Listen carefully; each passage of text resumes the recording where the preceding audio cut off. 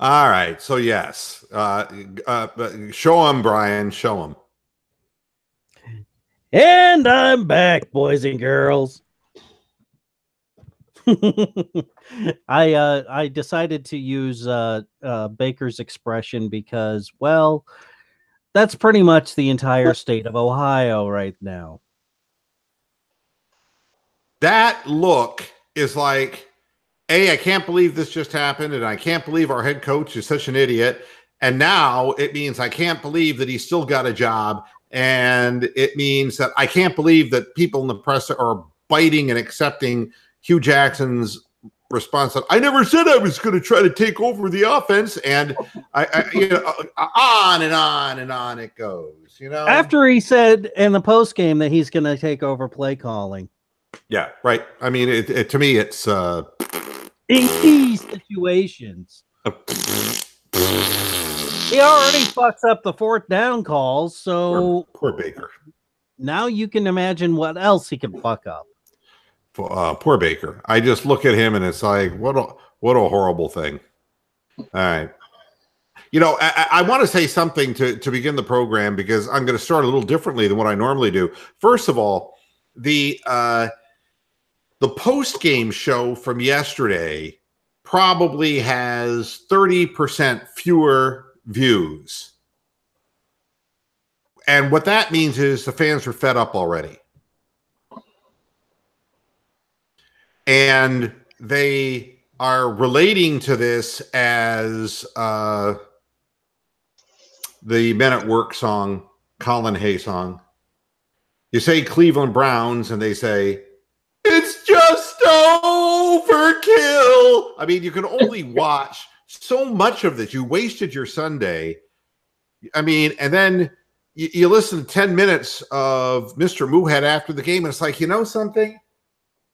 I have a wife. I have children.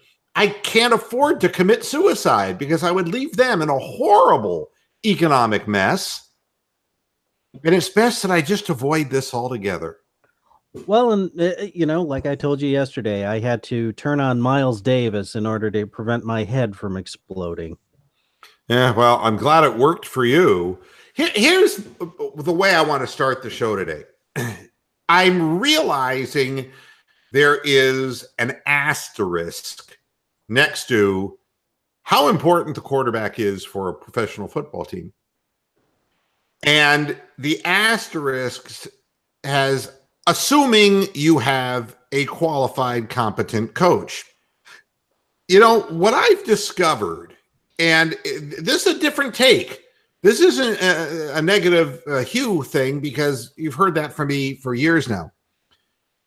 The take that you're not hearing anywhere else is how delusional athletes can be, because it's a very small inner circle.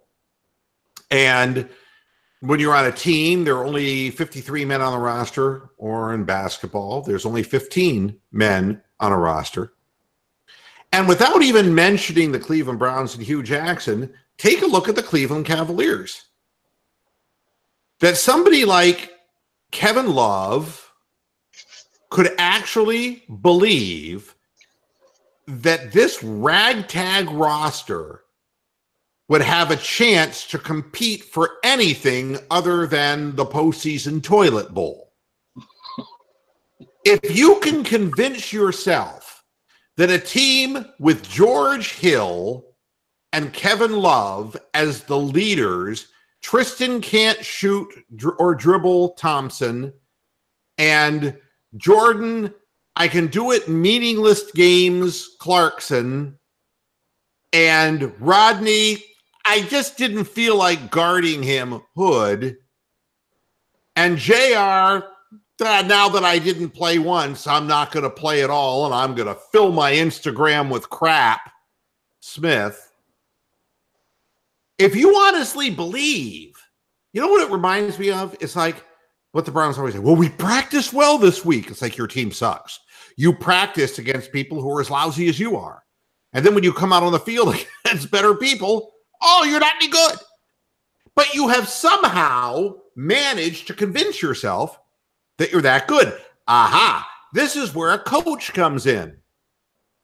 Instead of having Victory Monday, you have to fill the athletes' heads with something other than the delusions of grandeur. No athlete wants to admit that they're part of a lousy team. But, there are ways of making mediocre teams better teams, and there's ways of making them worse. And you can't let them say, well, it was that Baker Mayfield helmet hit thing. You can't let them go in that direction when it was obviously something else. You can't throw people under the bus, and if you're a head coach, and you can't tell reporters, why didn't JR or Kyle Korver play in the home opener, and answer, I don't know, Tyronn Lue. You can't do it.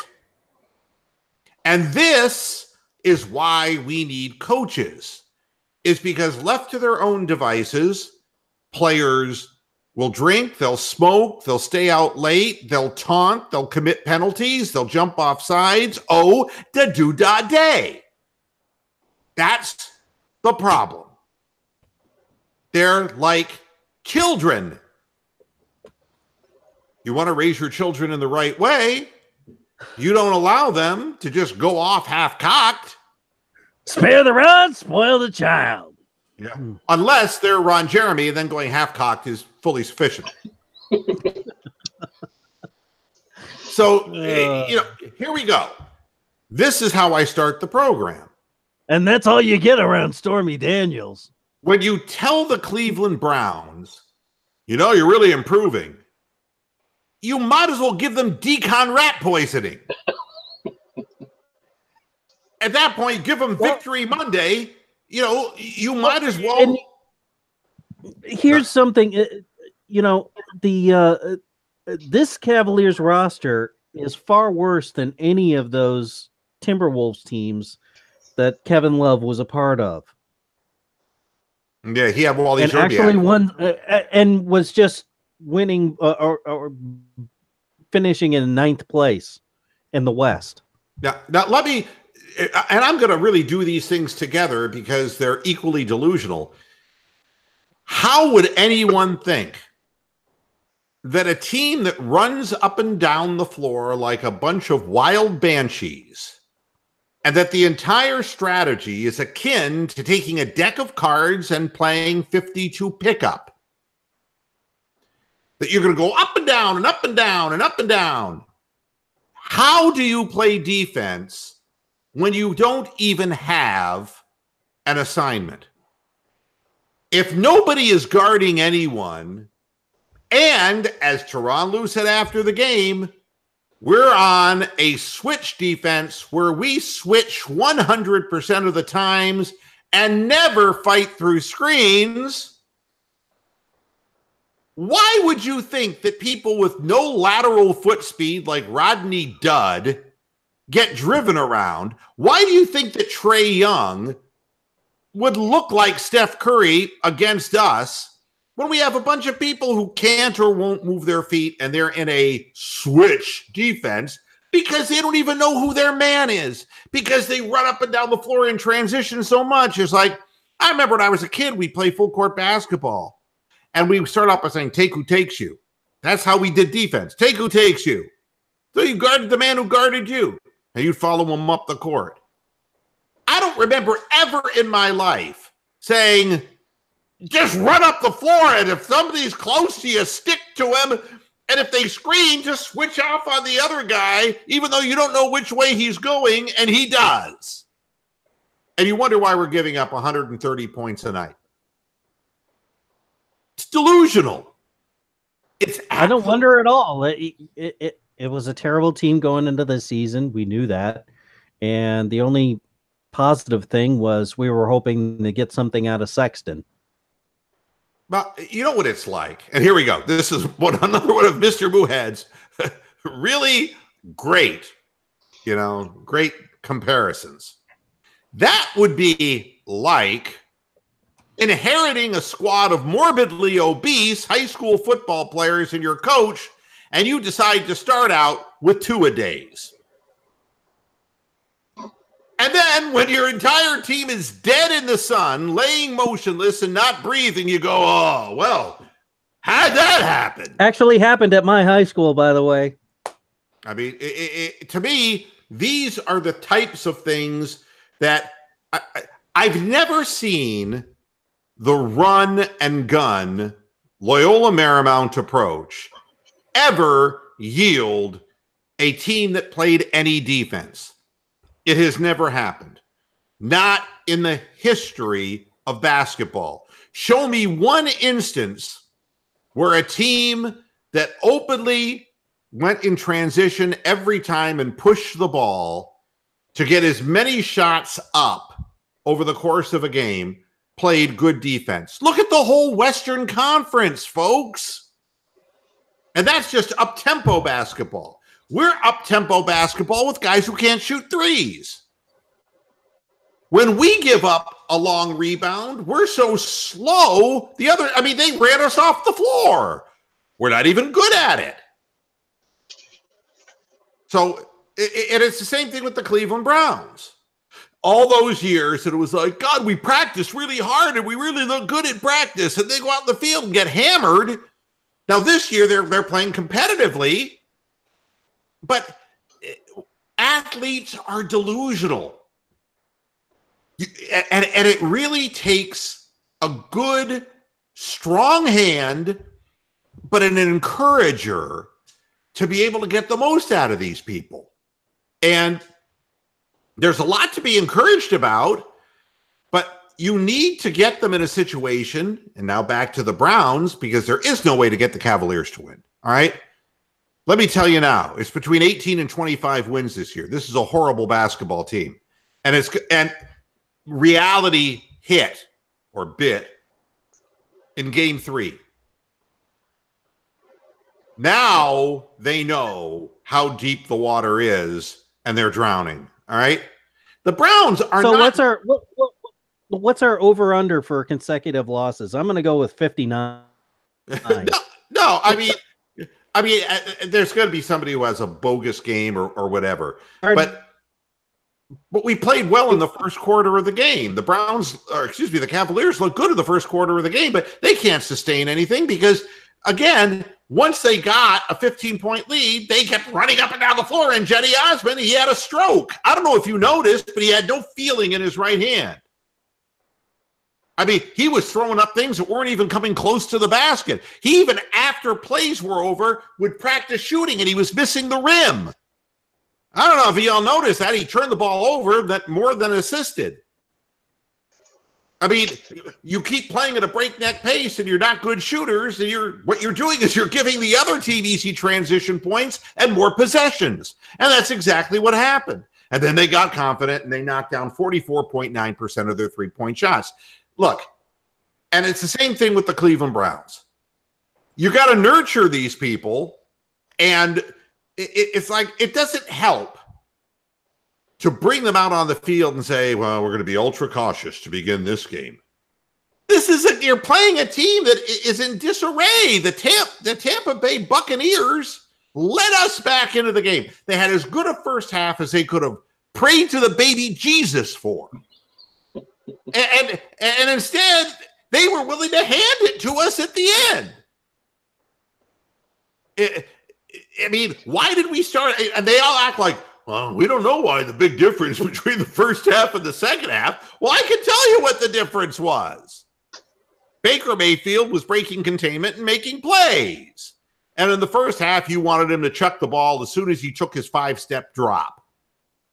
And if the first guy wasn't open, throw it away. That's what it is. Because that's what Hugh Jackson is. That's what, that's what Todd Haley is. It's what they all are. A bunch of people who have no creative thought in their minds whatsoever. So this is why the Browns suck in the first half of games. Because they have no play scripting. The first scripted plays, which Hugh said in his press conference, and don't watch it. Because if you watch it, you're just going to break your computer monitor.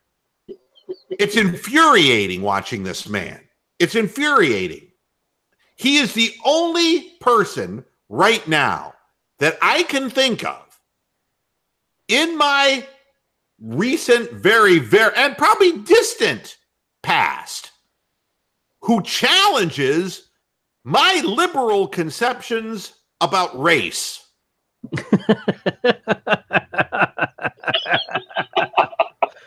Could I be any more plain spoken than that? It's the same thing. And don't get down on me. I've had it happen to me. I was in business for years, and I'd run into Jewish businessmen who were just despicable. They were money grubbers. And I go, oh my God, the Republicans are right? You see, that's what I'm talking about. Is like, these are people who allow these stupid prejudices and stupid stereotypes to continue in our society. Hugh Jackson would now be a bad time. Would now be a bad time to remind you that the Democrats were the party of Jim Crow and the KKK. Well, a lot has changed in Republicans and Democrats over a century. Believe me, a lot has changed. It's Hugh Jackson is like the worst politician. Well, maybe not as bad as Cruz, but as bad a politician as you'll run into. He'll sit there. I would rank him right up there with Beto O'Rourke. I'm the whitest Irishman you'll ever fucking meet, and I'm going to virtue signal to the entire Mexican population of Texas. Well, look, the way I say it is, when you say one thing and the next day you retract, and then the next day you say something and you retract, Hugh Jackson stood up in front of the world and said, I need to jump in with both hands and both feet into this offense because it's not getting it done. And then the day after, he says at his press conference, I never said I was going to take over the offense. I mean, this in and of itself, there's no credibility here. There's no credibility with this organization and this head coach. And that, and then we get that speech again. I'm the head coach around here.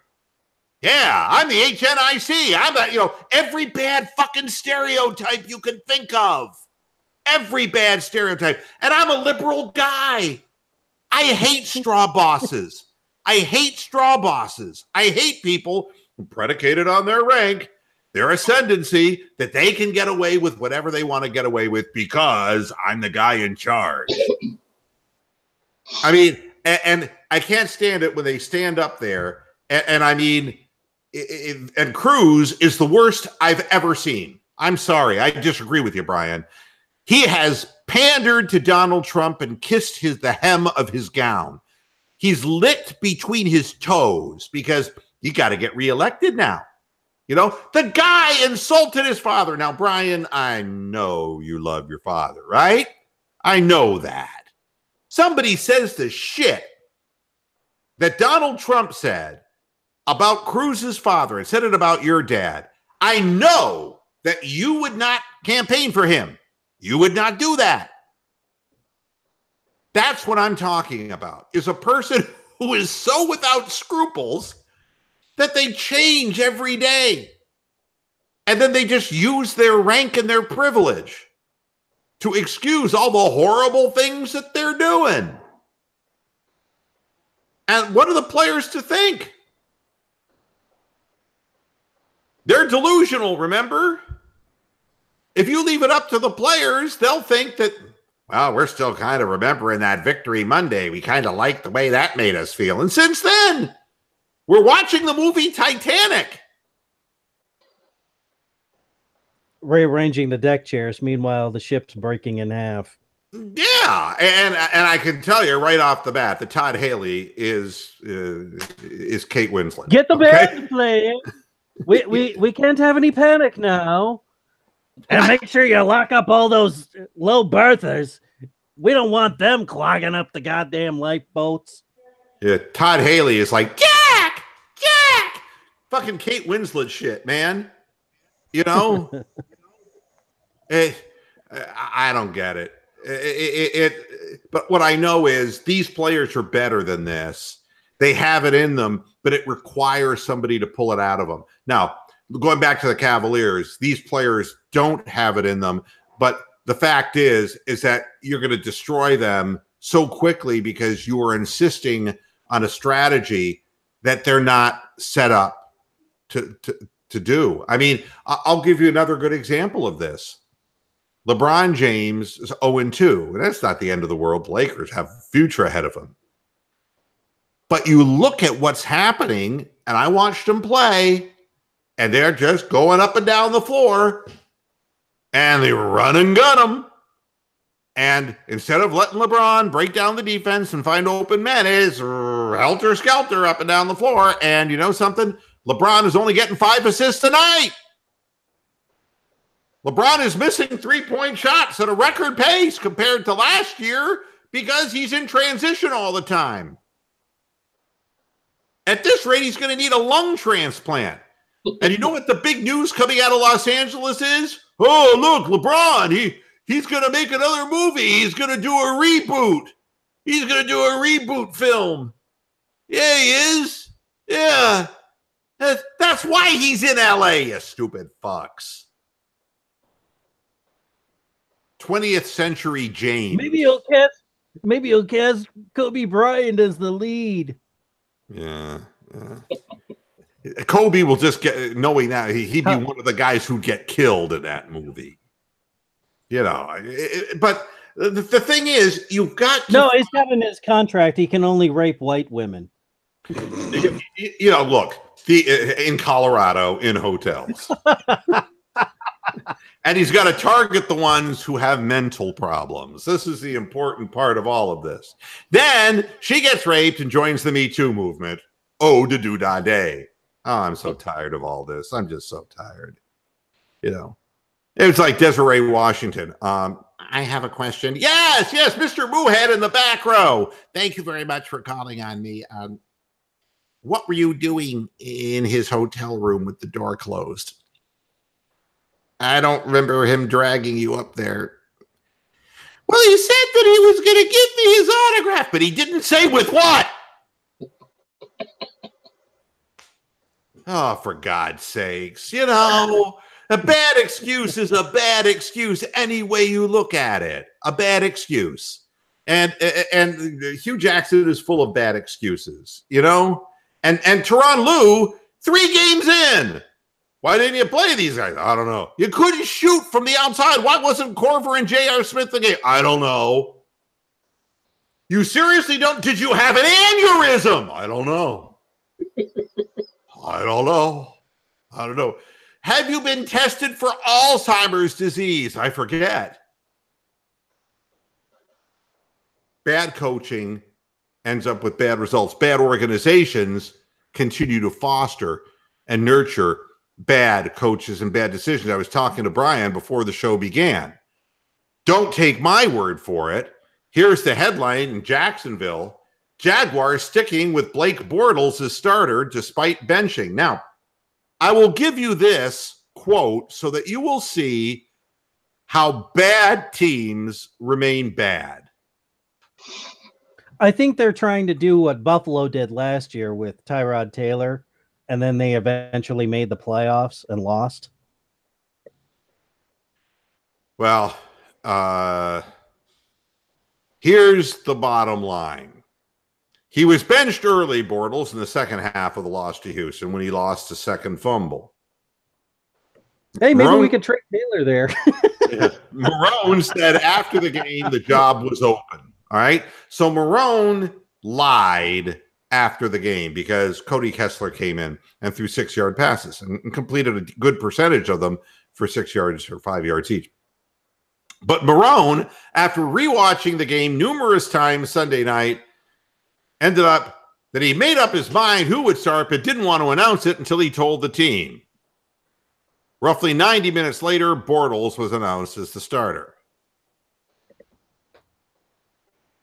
I saw that on TV. They said that Bortles will be on a short leash next week. Thank you. I was waiting for somebody to step in. Now, somebody explained to me like I'm a 6-year-old how this can possibly be a good decision. So once again, what we have from Doug Marrone, yes, that's the guy. He's on a short leash. What does that mean? Don't make a mistake. Don't make a mistake. Don't make a mistake. I'm going back to yesterday. If you didn't see the post-game show, don't make a mistake. Don't make a mistake. Don't make, So basically this big fucking cloud is over Blake Bortles, which it probably should be. And there should have been lightning in the cloud that struck him and killed him a long time ago. Because why he's still the starter in Jacksonville, I have no idea. Yeah, they should get the OC cattle prod to stick it in his ass or something. And better yet, if lightning did strike Blake Bortles, the voice from this guy should say, "I'm your little dog too," and then his dog would die too. I mean, Jacksonville was supposed to be a good team this year. People were saying, "Hey, they're going to win the AFC." Remember? And that was with Blake Bortles, and I'm sitting there going, what's wrong with this picture? So now you make the bad decision to keep Blake Bortles as your quarterback, which is a decision that's been made the last several years that has resulted in failure for the organization. But this time it's like, we're going to make it harder for him because we're going to threaten him. I mean, I don't get it. It's like, do you really think that you're going to be able, after all these years with Blake Bortles, that idle threat is going to somehow provoke him to play Johnny Unitas football? Do you really think that he's going to suddenly turn into Aaron fucking Rodgers? No, he's going to make one mistake, and then Cody Kessler will be in the game. And how does that make you better? Where was Blake Bortles from? Vanderbilt or Wake Forest or some fucking place? No, Blake Bortles, I think he was like UCF. He was with Central Florida, as I recall. Florida College. But not the big one. I think that he was the same place that Dante Culpepper came out of. Am I right? That would have been South Florida. Am I right? USF, right. I think, South Florida. And wasn't USF Bulls. Yeah. Wasn't he signed to a 3-year extension last year, too? Bortles signed an extension. So he's there for like 2 more years. Yeah, Viagra gives me an extension, but I wouldn't give an extension to Blake Bortles. I can tell you that. But again, bad decisions are bad decisions, you see. And you wonder, why do the Jacksonville Jaguars still suck after putting together this monster defense? And it's like, they have to find a way to fuck up, don't they? That organization, that ownership, that group is never going to win because the central decision. Now, here's an interesting thing. I bet if you juxtaposed Blake Bortles with Andrew Luck, you would have a much stronger team. Yes, sure. I mean, if the offense could do anything, I mean, it would be, but they can't even do that. They can't even, through everything they've been through, they couldn't draft a quarterback better than Blake Bortles. I mean, I know they put together a great defense. That's wonderful. But they did nothing and to have Cody Kessler as your backup, I'm sorry. That's not good enough. But, again, it all goes hand in hand. Bad organizations make bad decisions. Good organizations make good decisions. Good coaches motivate players in a way that keep their heads really right even with the water, so that if they go down a little, they drown. But you don't elevate them up so much that they feel totally safe and secure. You have to teach players who are young to respect the game and to play hard every minute of every game. And that's not what Victory Monday did with the Browns. Everything went to hell after Victory Monday. They'd earned nothing at all. And the games that they should have clearly won, that they had every chance of winning, they didn't win. And the reason is they just fold. Here's what I really have to say after Sunday, and what I have to say after the Cavs. If you have young bull Colin Sexton, and he basically he did a cover last night. I don't know if you were watching after the game. He sings. Did you know? Wasn't aware of that. No. Yeah, he sings. And after the game, he was, he and Trae Young were talking because, of course, they came out of the same class, and Trae Young started singing Blue Bayou.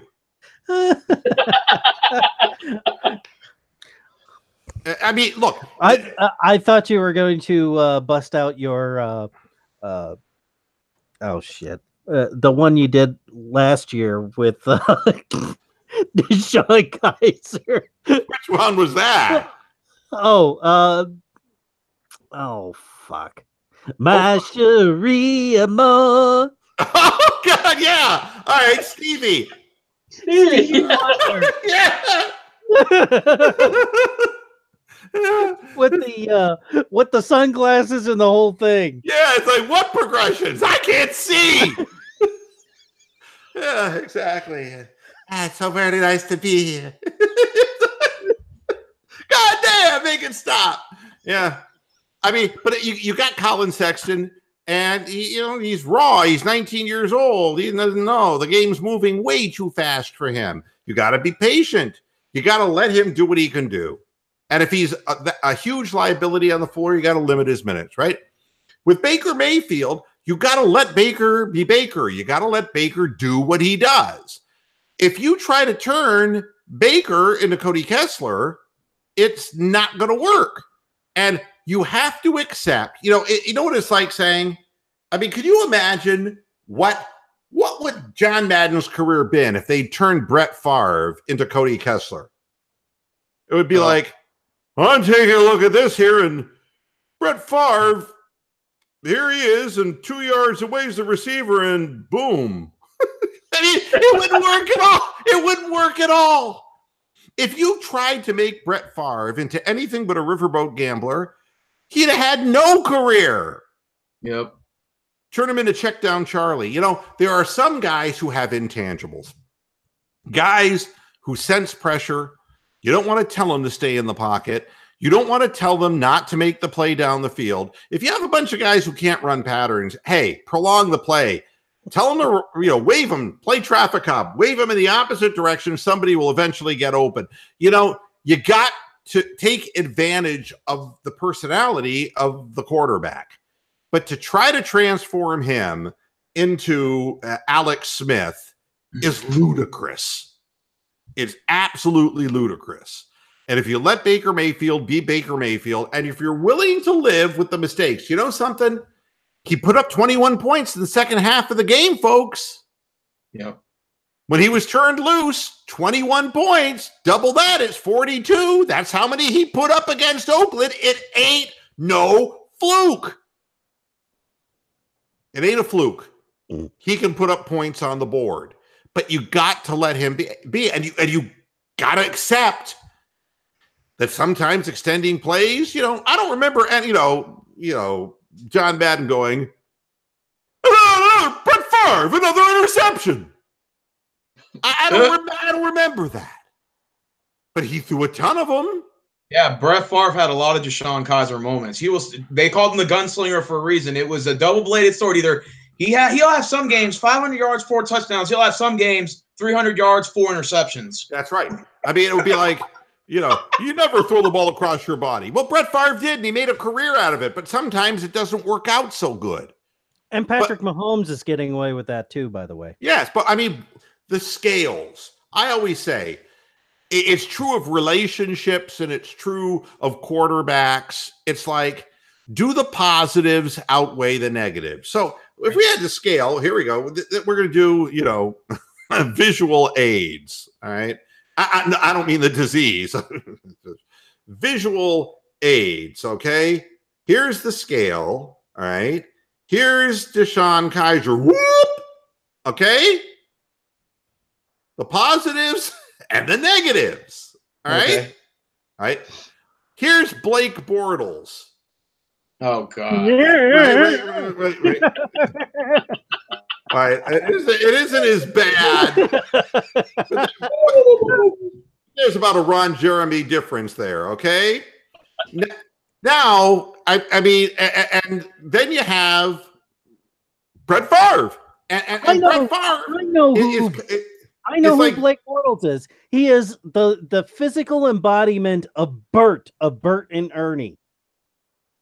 Okay. I would never have thought that. But then again, he's got the well, look at his face. He's got that same fucking expression that Bert has. He does. And he's basically a Muppet. Preach. Yeah, I've never seen him with his helmet off. Thank God. I don't think anybody would recognize him. Brett Favre's the only person I know that can throw a 100-mile-an-hour fastball on the other side of the field for 4 yards. Like he'll just run one side, he'll and dart it. Yeah. Like, I mean, wow, what an arm, like wow. But you got to have, the instincts of a thief in order to do something like that. I mean, which is great. But if you take that away from him, if you take his swag away from him, he's not Brett Favre anymore. So, I'm looking at this and it's like, yes, I want mechanics good and I want, Baker to value the ball, all of those things. But when it comes to a close game, overtime, sudden death games, I want him to go out and win the game. I want to give him the keys to the car. And there is a historical precedent to this. If you're a Browns fan as old as I am, you remember Brian Sipe. People remember Brian Sipe as being, look how good he was in 1980. And look at that. Hey, really good. Well, he wasn't very good back in 1975 when he was duking it out with Mike Phipps for the starting job. In fact, if you remember 1976 with Forrest Gregg, wait, let me do my Forrest Gregg impression. All right, Forrest Gregg. See, I remember Forrest Gregg from the Bengals. So yeah, Mr. Tick. The guy, then he went from the Bengals, I think, up to Green Bay. Well, yeah, he started in Green Bay as a player, and then offensive lineman. Horrible. Yeah, I had to watch. I used to live in Northern Illinois, so I had to watch all those fucking Wisconsin commercials he would do. Horrible coach. He and Bart Starr. But he was another guy who was a negative reinforcement guy. And you couldn't get a whole lot out of Mike Phipps because Mike Phipps just, he was good at Purdue, but he never really blossomed as an NFL quarterback. He had prototypical size. He was 6'4", 215 pounds, 6'3". He was, he got the prototype size. And Brian Sipe he was not the prototype guy. And Brian Sipe made mistakes, and he was like, the Sam Bertigliano came in, and he saw something in Sipe, and he instilled in Sipe the ability. First, he got a good offensive line in front of Brian Sipe and said, something, you see something, you open up, and you go for it. We're a vertical team. We want you to verticalize. We want to score points. We want you to take chances. And that was all he needed to hear. And I remember the first time he threw for 300 yards in a game, and boy, you could see his confidence just go, wow, just elevate. But that's just where Baker Mayfield is. He's right on the cusp, of really becoming a real confident young quarterback, but we have to let him grow into this role. And I don't think any fans would really mind if we were in all these overtime games and if Baker won one of them with a big play and lost one of them with a bad pass. We'd be further ahead than we are at 0-2. You know what I mean? I think people forgive and forget. And if we're playing 500 ball and he's learning on the job and he just sharpens up his skill set, so maybe he's in his own mind knows best when to take those chances, and we allow him that thought process, he's going to be a better quarterback. But we're not letting that happen. Instead, we're messing around with him. Mm-hmm. And, it's not a good thing. It's not good at all. Say hi to the people in the chat room. Let's see who's wasting their time listening to my nonsense. Mark Jones, with Way stating he wants to be more involved in play calling, he is setting up the narrative that the mess we are seeing is all Haley's fault. Well, he claims not. Now he claims that it was he who hired Haley 100%. And I just wonder how long Dorsey is going to have to sit around and put up with this nonsense. Hi, Jeff and Bama. How you doing? Ron Shane, Browns might win more games than Cavs. Yep. Yeah, and I responded, they've got 2. Yeah. It might be January before the Cavs have 2 wins. Baker GX Mayfield 6 God says, Hugh is fighting for his job. If the offense is going to get me fired, I'd rather it be myself calling the plays and get fired than someone. No, what he's doing is, I'm the head coach. I'm the head coach. Yeah, he's in total panic mode. I think what Jackson's going to do is he's going to find some way to manipulate to Mr. Haslam, like, you should fire Haley. Like, if it wasn't for me, I would have picked Sam Darnold in the first place. You allowed him to pick Baker Mayfield. I would have picked that Sam Darnold. Yeah, I mean, there's so much second guessing. Mark Jones is even saying, "Hey, I was mistaken. I thought the Cavs could be an 8th seed in the East." Again, I just don't know. It's like, and I understand. Into that one, I said they probably wouldn't even beat Cleveland State at this point. I had you guys beating Atlanta on Sunday. What the hell happened? But they're just not good. I mean, it's the wrong strategy. It's horrible. Second quarter happened. Yeah. Well, we get to the second quarter, we forget where we are. And the second and fourth quarter, they give up 40 points in each quarter. I mean, it's not. But there's no defense. They're not a good shooting team. They're loose in handling the ball. And the worst part of it is that they're not the Showtime Lakers. It's not like they're running up and down the court like sports cars. They're kind of running up and down the court like Studebakers. I mean, it's just the whole thing is. Mr. Muhead, would you be surprised if the Cavaliers muster up 15 wins? Like, would that be surprised if they get under that? I've said that I believe it's going to be between 18 and 25. I think it's going to be a really bad year because I think the player is just going to give up, and I think that the organization will give up. And this drunken delusion that the little midget Gilbert has is going to come to a rapid end, and he's going to trade Kevin Love, and he's going to go the tank route, and then everybody's going to say, "But you said you weren't going to do that." And then what he'll do is he'll point to a picture of Ted Cruz and said, "Well, he did the same thing and he won." What you say and what you do are 2 different things in the world today. That's what it boils down to. You can never be right. You can never be wrong. You just say something in the spur of the moment. This is the guy who wrote that he was going to win a championship before LeBron did. This is the guy. I was just about to say that. I hope he doesn't say that shit again. He basically already has. He's basically said, we're going in and we're strong and we're going to make the playoffs. And it's like, you just don't learn it all because, I mean, we can pray for cirrhosis of the liver. This is what we can pray for in Cleveland with the Cavaliers, that his liver gives out from the drinking because he's delusional. Team isn't good. I mean, why do you think that J.R. Smith and Kyle Korver aren't playing? Well, I can tell you why Kyle Korver isn't playing, because he would have an embolism in his lungs trying to run up and down the floor like this.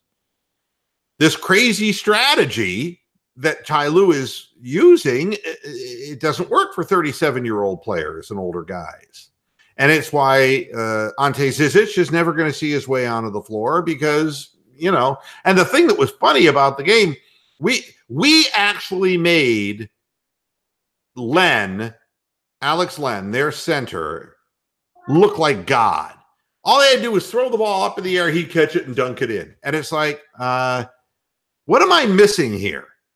All they do is run us into a big mess, and then Alex Len is being guarded by Jordan Clarkson. And it's like, yep, that's our switching defense. We switched the 6'3" guy onto the 7-footer. That's the way it played out that time. Gotta be better. Gotta be better. Ah! Gotta be better. Gotta be better. Ah! Oh, it's just horrible. Well, at least Dan Gilbert, Haslam, and Jackson aren't working together. What kind of fiasco would that turn out to be? Well, I mean, Jimmy Haslam, it's really incredible. As a Southerner and a Southern Republican, I knew he was stupid. Okay. I've lived in the South and I know Southern Republicans, especially like him. And God, they're stupid. All right. You want to look at the worst education states in the country? Look no further than Republican southern states. All right. It's remarkable. Send your kid to school in Mississippi. Go ahead, all you folks. You want your kids to have a great college education? Send them to Mississippi. Yeah, it's California that's rated 46th out of 50. But what criteria are they using? What criteria do they use? I'm telling you that in the history of my life, it has never changed. So I knew that this guy was stupid because he is a Southern Republican. However, it takes more than one to tango. And Jimmy Haslam has become a deaf mute. Would anybody even know he owned the Cleveland Browns? He is as socially graceful as the last guy who was autistic, Randy Lerner. Yeah. Where is he? I remember when Jimmy first came, remember he sat down, he goes, yeah, I'm going to be right here in the dog pound. It's like, not if you want to live very long, you dumb Southern Republican. He lies because he says one thing and he does another. This is, again, the world we live in. He's never set foot in that dog pound ever since. Mr. Ruhed, do you think because of the lawsuit, do you think his hands are tied in terms of what he can say and what he cannot say? He's literally walking on eggshells every day at work? I think his hands are tied for the same reason that you know, Buddy Ryan's son. His hands were tied. He likes it that way. That's the way D does him. I mean, Jimmy Haslam is a hateful man. Look at him. Look at him. You know, it's kind of like Peyton Manning when he was at Tennessee slapping the female physical trainer with his dick. Remember that story that disappeared? Yeah. And who was the biggest booster of the University of Tennessee? Jimmy Haslam. You know, whose company is a big racist piece of shit and it's on tape that his people who work for him are complete, blatant, disrespectful racists? Well, it's right on tape. It's Jimmy Haslam's business. Which one didn't pay off the rebate checks that they owe people? Of course, it was Jimmy Haslam's business. And who has lost a higher percentage of football games than any owner in the history of the game? Why, of course, it's Jimmy Haslam, the dumb Southerner. Don't you see a pattern here? And he's nowhere to be found. He's invisible. Which one of the Three Stooges would he be in the next, if they ever made another film again? Would he be Moe, Larry, or Curly? No, he would be in the None reboot. Of them. He'd be Casper the Friendly Ghost. That's what I was going to say. Exactly. Where's your reboot? So I guess Hugh Jackson is Curly. Where is he? Yeah. You know, he's going to take the lead role in Ghost. Todd Haley is Larry. Hey, can you imagine Jimmy Haslam making the pottery with Demi Moore? Like, oh my Lord. You know, he's invisible. He's invisible, and he still has the power to fuck up an organization. It's the new reboot of Ghost. Hey, well, at least. Would you really want to see Jimmy Haslam with background music from Righteous Brothers? That would be really strange. I'll grant you that. Nothing probably as close to heaven as he'd ever get, but you know. Well, no, actually, if Hugh Jackson were in the movie, yes, it would be a soundtrack by the Self-Righteous Brothers. Yeah, there you go. God damn. I know what you would love to see Hugh Jackson in that movie Ghost is the part where, remember, where the window falls halfway on old dude's stomach and it slices him in half. Yep. And even as a bald black man, Hugh Jackson is a better looking woman than Whoopi Goldberg. Oh, well, leave Whoopi out of this, man. Whoopi, God. Hey, at least Dorsey can be Moe from the Three Stooges. Now she just looks like an inflatable whoopee cushion. That's what she looks like. You know, and Ron Shane says Chubb should have been the guy that won the game for us. Yep. Again, they don't trust people. They don't trust young players. They don't trust people. And this is the biggest mistake you can make with good young players. I mean, we did not miss Greg Carlos Joseph Hyde. could have won the goddamn game with 2 field goals. That's right. They never would have ever gone to overtime. Why do you have a kicker? Why do you have a kicker? Was that 4th and 2 when that could have been that chip shot, right? That Hugh Jackson decided to go for. Did he even explain? Yes, he did. He explained it, and he said, yes, he goes, I did not call the play, but I granted permission. Honest to God. And who called it? Well, Haley. Well, but he granted permission. You know what it reminded me of? Do you remember Steven Spielberg's Schindler's List? Yeah. Do you remember the Nazi commandant at the work camp? Yeah. You are pardoned. You are pardoned. You are that's what I granted authority because I am the HNIC. I did not make the call, just like I did not kill all the Jews. Hitler killed all the Jews. I simply turned on the electricity that killed all the Jews. I'm the one who shipped in the gas pellets that ended up killing the Jews. But I myself did not have the ultimate responsibility of the call itself. Adolf made the call. That's what we got in Cleveland. He is a black That's it's like, yeah, I took a shit, but Hugh made the call for me to take a big shit.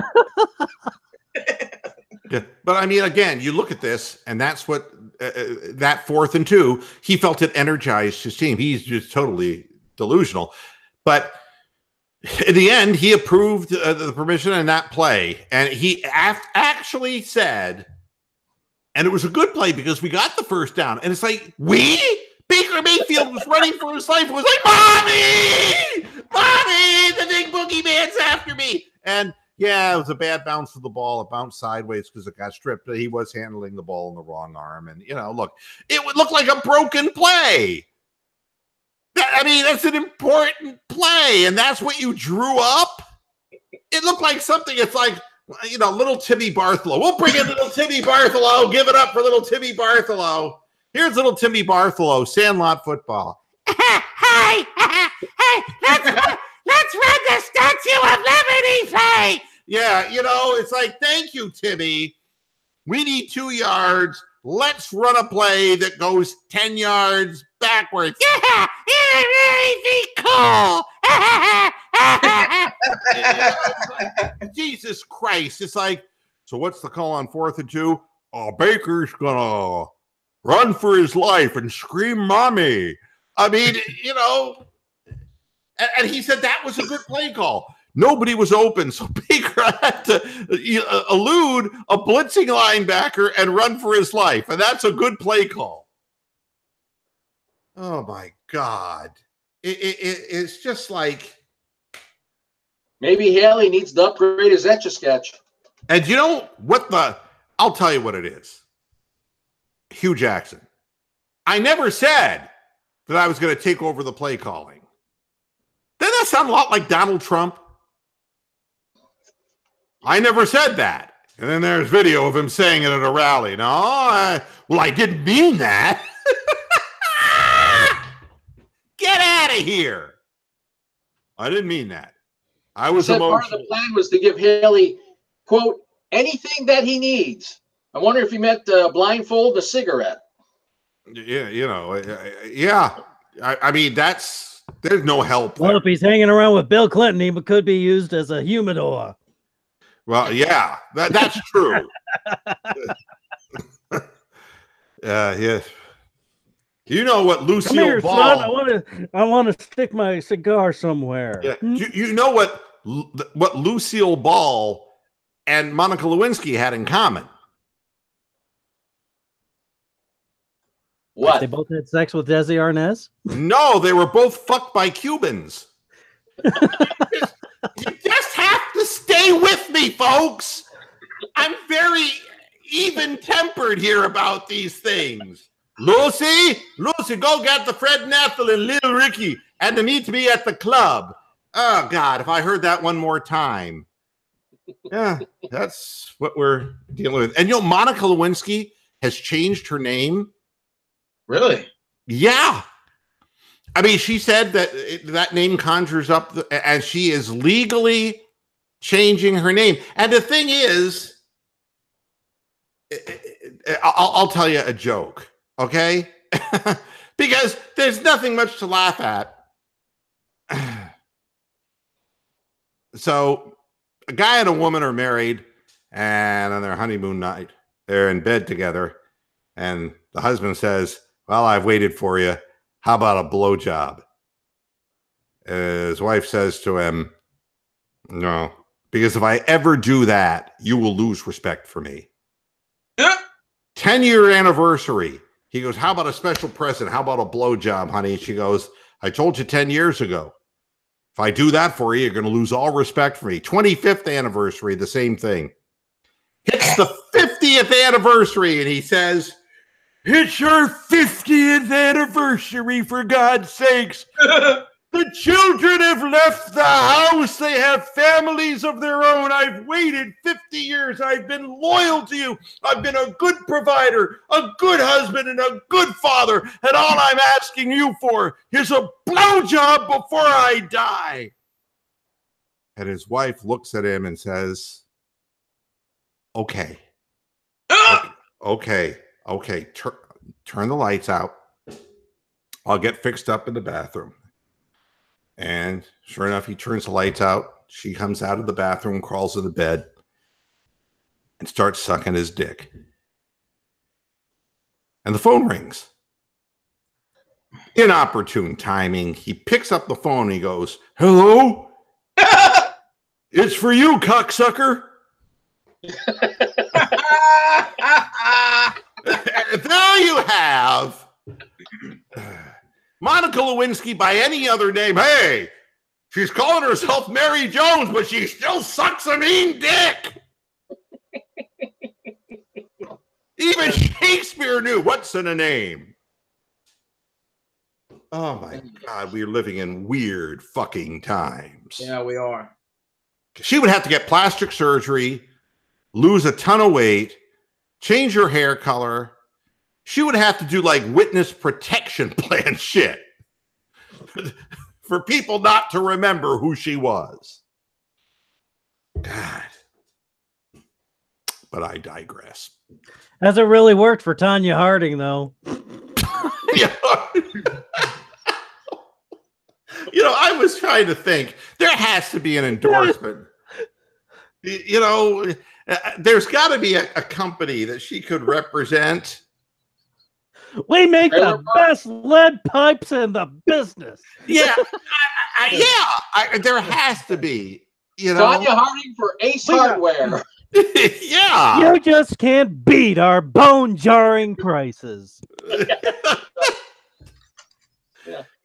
Much like Colin Kaepernick, I too could take a knee.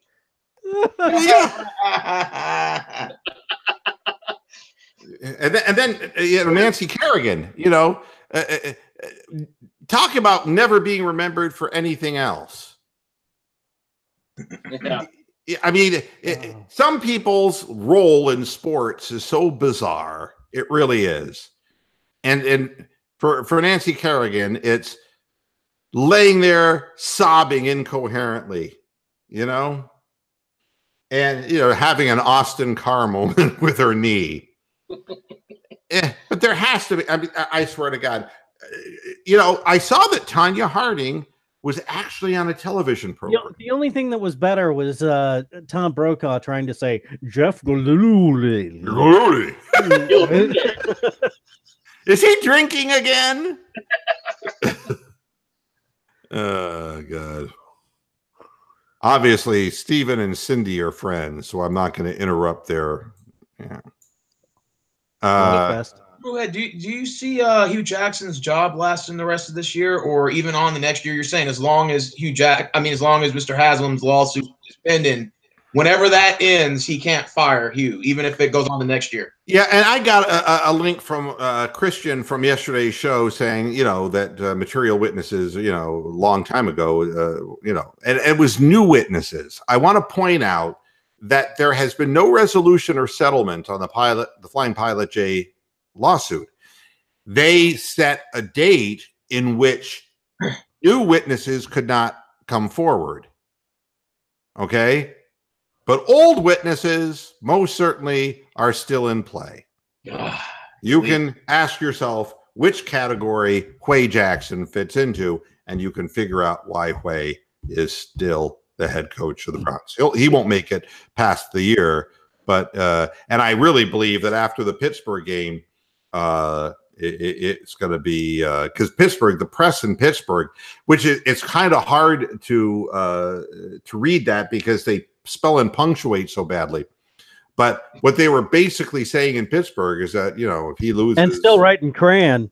Yeah, exactly right. It's like the Crayola Pittsburgh Gazette, They only use the 12-count box, too, so they're very unimaginative. That's exactly right. And they don't even sharpen the crayons in the little hole on the lower right-hand side of the box. All they do is just their ear. Yeah, God. They're like the Flintstones. They just carve little tablets. I mean, and beat each other in the head with them. But they're saying that Hugh Jackson will be done if they lose to the Steelers. But I'm going to go one step further. Yeah, I can see us just going into Pittsburgh and just getting slaughtered. And, when they believe that Huey has lost the team completely, that will be the week that he gets fired. And I think be looking at the bye week, they had no trouble getting rid of Carlos Hyde quickly, but I don't think that Huey is going to be, and the real loser in this was poor Daryl Ryder. I don't know if you follow him on Twitter. I feel badly for the guy. I mean, what happens to people who are quasi-sports personalities who are looking for a scoop because they've never had one in their life, and so they jump the gun, and so they start up with, it's happening now, folks. Red alert. Hugh Jackson is being let go. It's being talked about by management right now as we speak. And poor Daryl Ryder. Is that how you say his name, Ryder or Reuter? Ruiter. Yes, it's Reuter. It's Reuter? Yeah. Like Roto. Yeah. Mm-hmm. And then, of course, he wakes up the next morning and is like, Huey is stronger than ever. And, then you go back and start deleting tweets as fast as you can. It's not going to happen that quick, but eventually, yeah. So, Mr. Even it doesn't matter how much the Browns lose this week. Is Hugh going to get fired after this week? Yes or no? If no matter what the loss total is. Well, I believe that there is a real possibility that he could get fired if you have if what happened to the Cavs against the Hawks happens against the hated Steelers after a 21-21 tie. If you end up getting blown out 38-3, I think that there's a real chance that could happen. Yep. And but I don't think they'll do it before the end of the season. Well, and I think that there's a lot of reason to believe that too. But look, they want to look at how it all ends up. Well, the first quarter of the season has been good. The second quarter so far, the second 4 games haven't been so good. But wouldn't it be great if they did fire him and then Jimmy comes out and says, "Well, you see what happens when you hire a black person to do a white person's job." That would be Jimmy, dumb Southerner. God almighty. I mean, Huey only lasted 1 year in Oakland. That'll tell you everything you need to know. Do you think Huey is going to be the new coordinator for Pilot Flying Jays? I have no idea what would ever become of Huey Jackson after this debacle. But then again, I said the same thing about Pat Shurmur. And he's New York. How can that be? I mean, Wellington Mara is senior is like rolling in his grave. We hired a zucchini in New York City. How is that possible? And sure enough. Well, it could be worse if you were the Jets. You have one as a quarterback. Yeah, and I saw, looking around the league, the other rookie quarterbacks, well, Josh Allen didn't play and Derek Anderson did. And he's, it's really nice to know that bad vision doesn't get better as you get older. I mean, this guy was an interception machine in Cleveland. He threw 3 in his debut in Buffalo. Can you imagine bringing a 35-year-old Derek Anderson cold, who is not even on an NFL roster, not even taking reps, and starting him right away? That's the Buffalo Bills. Realize that yesterday, during the course of the afternoon, I think the possibility existed that both Cody Kessler and Derek Anderson were on the field at the same time being quarterback. I know. I mean, this will tell you how bad the whole thing is. And I didn't really, and I should have looked at, maybe I will. I'll look at the, what did, maybe somebody can do it in the chat room so I don't take up too much time. Sam Darnold, I know they didn't play well. What was his stats like in that game? Let's read it right now. Let's see. Yeah, because I know that it wasn't really particularly good. And now look, 206 yards, 1 touchdown, 3 interceptions, a quarterback rating of 34.4. What was Baker Mayfield's quarterback rating, by the way? Let's see, 104. Yeah, you see, and up and down, Sam Darnold, and but he's undraftable. Yeah, I'm Colin Howard. I can only look at my own backyard, and if it doesn't happen in Los Angeles, well, it just frankly doesn't happen. Yeah. 34 overall quarterback rating. Jesus Christ. Yeah, it isn't good.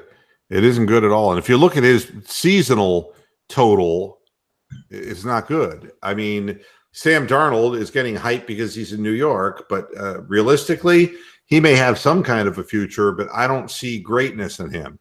And now we're seeing another player. Patrick Peterson wants out of the Cardinals organization. You see, of greater concern to the NFL than players kneeling or players leaving. I've got some interesting news that I'm looking at. For all those clamoring for, we got to trade for Amari Cooper. Well, never mind. He's already on the first round pick. Can you believe that Jerry Jones would give a first round pick for Amari Cooper? Isn't he still in concussion protocol? Yeah, he's not good. I mean, do you know that he's played the whole year, basically has 22 receptions, and he has about the same amount of yardage as Josh Gordon, who just got clean for a short stretch. I mean, it's not like Amari Cooper is going to be the difference. I mean, if he thinks that that's going to turn Dak Prescott into Superman, he's crazy. So the Arizona Cardinals, Patrick Peterson. In a related story, Ray Caruth is now out of jail. Yeah, did you hear his quote? Yeah, people really have negative perceptions about me. It's like, well, yeah, when you kill your pregnant girlfriend, that's what happens. And you're driving around with her in the fucking trunk of your car. Yeah, I guess the way I look at it is there are normal people and then there are OJs in the world. And some, you just, I don't understand why people hate me. It was just 2 people. How many people do you meet in an average week? I just killed 2 people. Quit making such a big deal about it. Yeah, but I am available now for autographs at card shows. But listen, and the NFL is blocking sale of his jerseys. Who? Ray Caruth. Yeah. God, and they're treating Colin Kaepernick about as well. The Arizona Cardinals All-Pro cornerback Patrick Peterson has asked to be traded by the October 30th deadline. He feels as if the situation is deteriorating, continues to reaffirm to others that he desperately wants out. But of course, Cardinals coach Steve Wilks said, we're not trading him. This is becoming more and more of an issue in basketball and football, in all sports. It's like, and it started really with Kyrie, the earth is flat Irving, at what a bizarre thing. I'll just go ahead and have knee surgery. It's like, well, you go to Boston. You know, first of all, there's not a better city for a black athlete than Boston. And yeah, that's right. And second of all, maybe Jimmy Haslam's Pool Boys, but that's a different story. He looks a little slow to me, Kyrie. I don't know. I've been watching him. He's not hanging in the air as long. I don't know. Kyrie? No, I just am not sure. But they got whipped by Toronto, and he's not shooting well. And it starts in the legs, baby. He's had a number of problems with that knee. So, but anyway, that's how it all gets started. You threaten your employer who's paying you millions of dollars, and you say, I don't want to play for you anymore. And then you proceed to Josh Gordon, which is the day before a game, you claim, oh, my hamstring be hurting. Okay. And then you fuck your team and you fuck your teammates, and they all hate you, and they tell you to go off and sniff glue somewhere. And the next thing you know, you're in New England, and you've been rewarded by playing for a winning organization. And this is the blueprint now. And the team say we're not going to trade him, but what choice do you have when somebody stops trying? New England has precedent because they did the same thing with Michael Floyd, who got drunk, slept in his car, or was sound asleep in his car through 3 traffic lights before the motorcycle cop went up and tapped on his window and found him intoxicated. The Cardinals immediately dumped him, and who scoops him up but New England, who goes on to win the Super Bowl, and he ends up with a fucking ring. Yeah, well, I mean, it is a problem. Much bigger problem than players kneeling is players leaving. And, you know, contractualization, I understand. I've been in bad situations employment-wise with companies that were heading in the wrong direction, and I understand that it's frustrating. But at the same time, they weren't paying me millions of dollars to lose in Jackson, Tennessee, folks. I want to clarify that had they paid me millions of dollars, I'd have stuck around longer. Of course, yeah.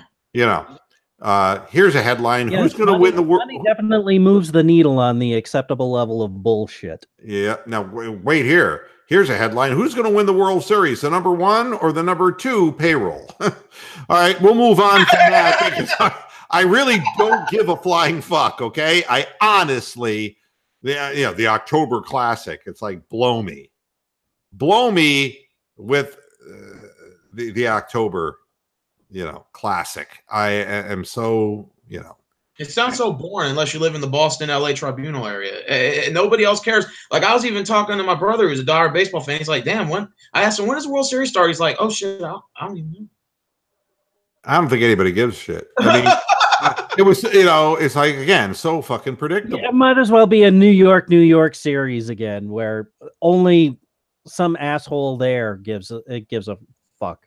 It's got a problem when you just have this, buy a team thing. And look, I'd be the first to admit Boston was the best team in the American League start to finish, and that was going to happen. It's kind of a shame for Milwaukee. I would have liked to have seen Jesus Aguilar in the World Series just to piss on the Indians parade one more time.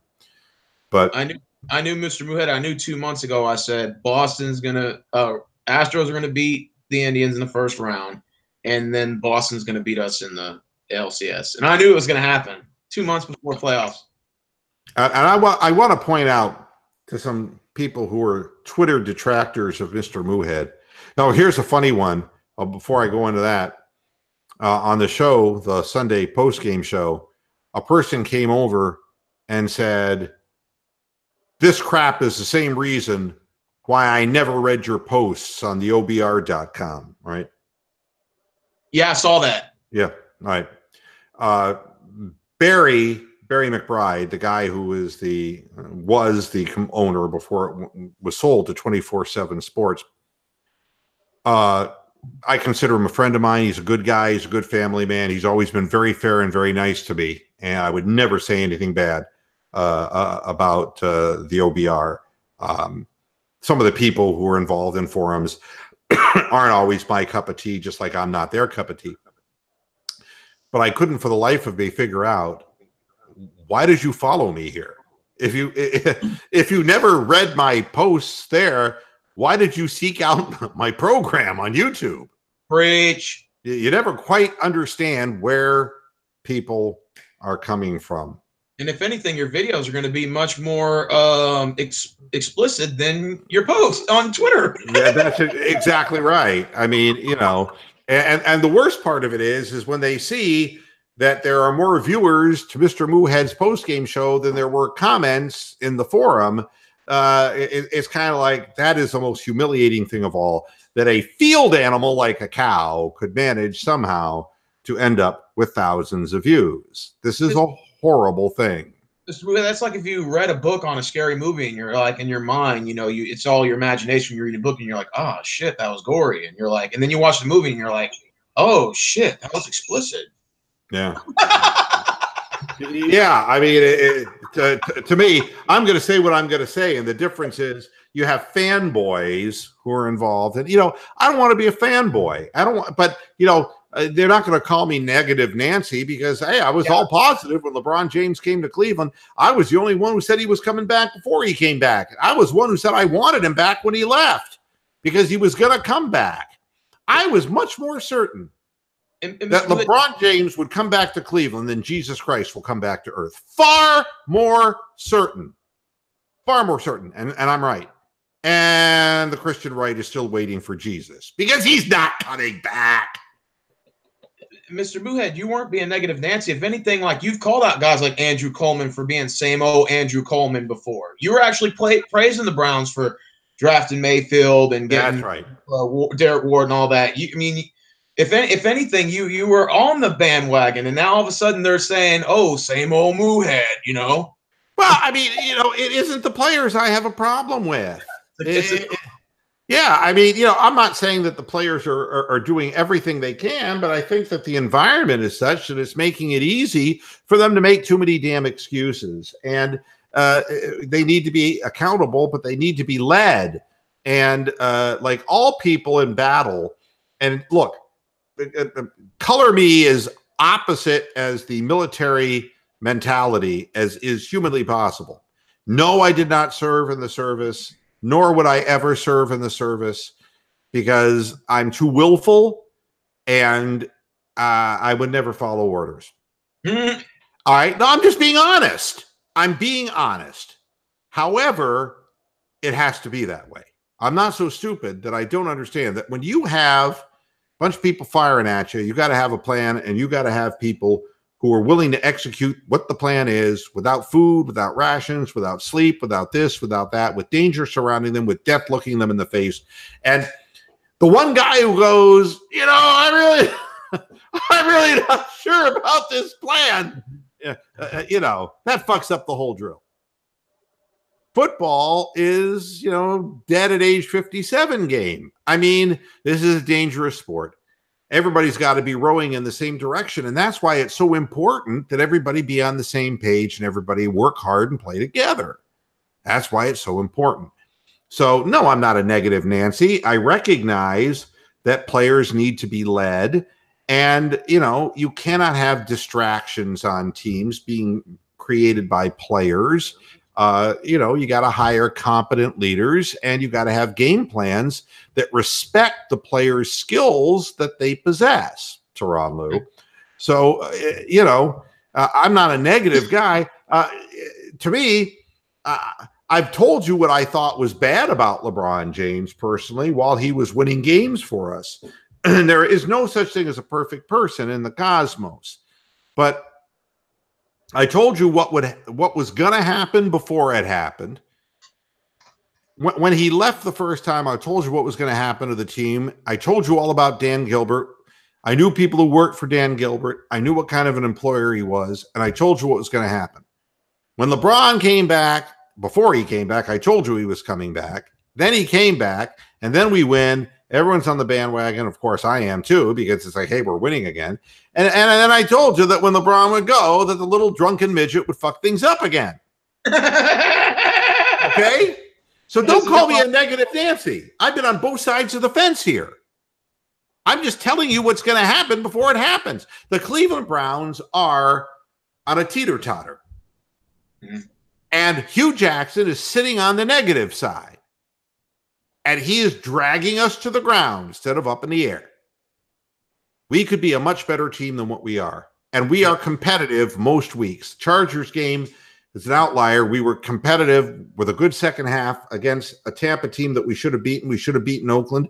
These are games we should have won. But you're not getting over the hurdle because the team isn't growing. We need the players to have that confidence. We need Baker Mayfield to know that he's being handed the reins. It's like, balls in your hand, son. Win us this game. I'll make it, coach. Thank you, Jimmy Chitwood. Put the ball in Jimmy's hands, he's going to make it. Put the ball in Baker's hands, he's going to make that play for you. He's going to get you down the field. You kick a field goal or you'll score a touchdown and you'll win that football game. You got to give him a chance to do it. That's not negative Nancy. That's just me berating a coach I've been berating for 3 years.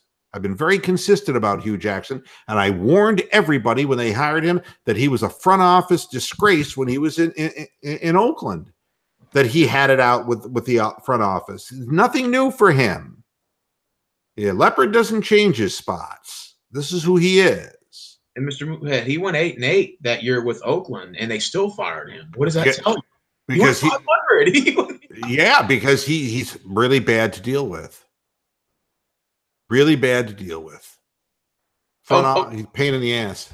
Well, Mr. Moothead, quick question before you kick us out of here. The Cavs got 2 games before your next show. They host the Nets on Wednesday. They go at Detroit, where Gilbert's from. Do you see them winning any of those 2 games? Can't beat Detroit. The reason can't beat Detroit is 2 guys. You got Blake Griffin, you got Andre Drummond. We have a bunch of slow midgets. I mean, well, who is going to stop those 2 big, powerful men in our lineup? And maybe Tyron will vomit a lung on the court or something. Well, and they'll slip and tear up their knee. A wet spot on the floor. We're not going to be able to cover these guys on a switching defense. All they're going to do is throw us into switches where Blake Griffin and Drummond's power is just going to get layup after layup and easy shot after easy shot. We're going to be forced to run and double at these guys, leaving Reggie Jackson wide open from the perimeter. We have no chance in that game. The Brooklyn Nets are a team that is bad, but is 1 year into badness. And at least they are returning players who are familiar with one another. And if you lost to the Hawks the way you lost to the Hawks, what makes you think you're going to do any better against the Nets? I mean, that Hawks roster was about as barren as you could imagine. That Hawks roster was terrible. It was goddamn terrible. I said the Cavs cannot lose to them. There's no way. They didn't just lose. They'll beat them. They were taken behind the woodshed and ass raped. This is what the Cavs game was against the Hawks on Sunday. The Cavs. Have you seen that cartoon where that rabbit's in a race with that turtle and he's running and running, the turtle's everywhere, and then at the end when he gets across the finish line, the turtle's across there. He thought he beat him, but the whole time all his cousins were in the race. That was that game right there, replication of that game. Well, and I don't think they realize after the fact. I don't think they realize why they lost. That's the craziest part of it because it's all delusional. But no, I don't see it getting any better because they're just going to keep playing this breakneck pace and they turn the ball over and they don't shoot the ball well. And, guys like Spencer Dinwiddie and guys on the Nets will make open shots. I mean, you saw it with the Hawks. I mean, so Bazemore makes threes. And then pretty soon, Herter, the young rookie there, he makes threes. And the next thing you know, they've made 22. That is a career franchise high for the Hawks. 22 threes. Now, when you look at it that way, it doesn't matter how many more shots the Cavaliers chuck up. We made 10. They made 22. Do the math.